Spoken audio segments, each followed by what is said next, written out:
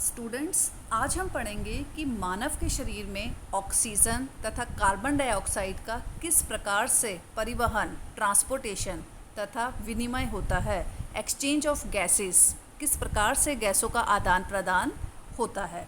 आप यहाँ पर ये चित्र देखिए। लास्ट क्लास में हमने पढ़ा था कि जो हृदय है वो किस प्रकार से कार्य करता है। यहाँ पर देखिए आप, ये हैं आपके फेफड़े, ये है आपका हृदय और ये हैं केशिकाएँ। केशिकाएँ होती हैं ब्लड वेसल्स। सबसे पहले जो रक्त है वो फेफड़ों से ऑक्सीजनित रक्त, जिसमें ऑक्सीजन प्रचुर मात्रा में है, फेफड़ों से रक्त देखिए अब कहाँ पर जा रहा है, हृदय में। और हृदय से ये रक्त जो है शरीर के बाकी भागों में पंप कर दिया जाता है। तो ये सारा जो है इस तरफ का बाईं तरफ ऑक्सीजनित रक्त है। अब दूसरी तरफ आप इस तरफ आ जाइए। यहाँ पर जो नीले रंग से दिखाया गया है ये है वी ऑक्सीजनित रक्त। वी ऑक्सीजनित रक्त का मतलब होता है वह रक्त जिसमें कार्बन डाइऑक्साइड गैस की मात्रा होती है। यहाँ से जो रक्त है शरीर के विभिन्न भागों से कार्बन डाइऑक्साइड लेकर हृदय तक आता है और यहाँ हृदय तक देखिए आप जा रहा है। और हृदय से, क्योंकि अब इस रक्त को ऑक्सीजनित होना है, ये कहाँ जाएगा, फेफड़ों में। फेफड़ों में ऑक्सीजनित होने के लिए क्या होता है, इसमें से कार्बन डाइऑक्साइड गैस जो है वो बाहर निकल जाती है। श्वसन क्रिया के दौरान आप जो है कार्बन डाइऑक्साइड गैस हम बाहर निकालते हैं। हमारे शरीर को कार्बन डाइऑक्साइड गैस की ज़रूरत नहीं है, वो बाहर निकल जाता है और फेफड़ों में आके ये रक्त जो है दोबारा से ऑक्सीजनित हो जाता है। तो ये चक्र जो है बार बार चलता रहता है कि फेफड़ों से ऑक्सीजनित रक्त कहाँ पर आया, यहाँ से फेफड़ों से आया हृदय में।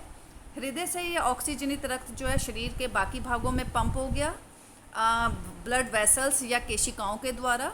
और इस तरफ आ जाइए, यहाँ वाली साइड में दाईं तरफ, यहाँ पर कार्बन डाइऑक्साइड प्रचुर रक्त जो है शरीर के विभिन्न भागों से हृदय तक पहुँचा और हृदय से दोबारा कहाँ गया, फेफड़ों में, जिससे इसमें से कार्बन डाइऑक्साइड निकल जाए। जो हृदय है ये 4 भागों में इसलिए बटा होता है जिससे ऑक्सीजनित और वी ऑक्सीजनित रक्त दोनों आपस में मिल ना सके। जो बात यहाँ पर ध्यान देने वाली है, जो इम्पोर्टेंट पॉइंट है, वो आप देखिए यहाँ पर कि यहाँ पर आप देखिए कि दो वर्ड्स आप देखिए। पहला हम देख रहे हैं धमनी। धमनी और शिराएँ, ये आपने अपनी वर्कशीट 28 में किया था कि शिरा और धमनी में क्या अंतर है। आप इस डायग्राम को देखकर समझिए धमनी होती क्या है। धमनी जो है ये वह रक्त वाहिकाएँ हैं जो रक्त को हृदय से शरीर के विभिन्न भागों तक पहुंचाती हैं। देखिए हृदय से शरीर के विभिन्न भागों तक पहुंचा रही हैं। और शिराएँ वह रक्त वाहिकाएँ हैं जो रक्त को शरीर के विभिन्न भागों से हृदय तक पहुंचाती हैं। ये मेन अंतर है। सेकंड, धमनी की भित्ति मोटी होती है क्योंकि यहाँ रक्त, हृदय से रक्त बहुत अधिक दाब से निकलता है। अगर ये पतली भित्ति होगी तो ये रक्त वाहिकाएँ फट जाएंगी। तो इसलिए धमनी की जो भित्ति होती है मोटी होती है और शिराओं की भित्ति जो होती है पतली होती है। थर्ड, धमनी में वॉल्व उपस्थित नहीं होते लेकिन शिराओं में वॉल्व उपस्थित होते हैं।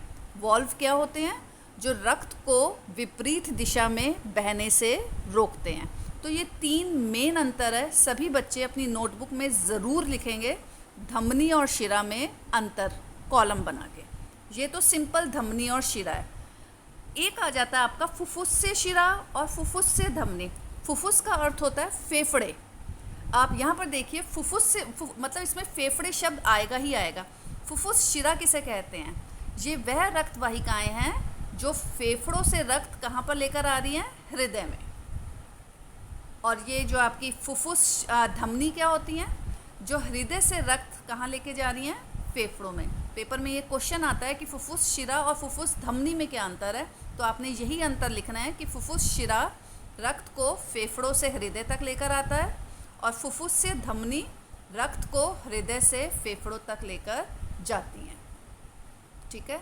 और इस बात पे ध्यान देना है कि ये जो सिंपल धमनी और शिरा है, धमनी जो है इसमें ऑक्सीजनित रक्त होता है और शिराओं में वी ऑक्सीजनित का मतलब होता है जिसमें कार्बन डाइऑक्साइड प्रचुर मात्रा में होता है। और फुफ्फुस से शिरा में ऑक्सीजनित रक्त होता है और फुफ्फुस से धमनी में वी ऑक्सीजनित रक्त होता है। तो आपने ये ध्यान रखिए, जो इसका बाईं साइड है, ये वाली साइड जो है यहाँ पर ऑक्सीजनित रक्त है और इस वाली साइड में वी ऑक्सीजनित रक्त है। तो ये बहुत इम्पॉर्टेंट है, लास्ट टू लास्ट ईयर भी सीबीएसई एग्ज़ाम में आया था। आप लोग ज़रूर ये डायग्राम बनाइए और किस तरीके से यहाँ पर गैसेस का एक्सचेंज हो रहा है, ट्रांसपोर्टेशन हो रहा है, ये आप अपने वर्ड्स में लिखिए। तो आई होप आप सबको शिरा धमनी में अंतर तथा फुफ्फुस से शिरा और फुफ्फुस से धमनी में अंतर ज़रूर समझ आ गया होगा। Thank you.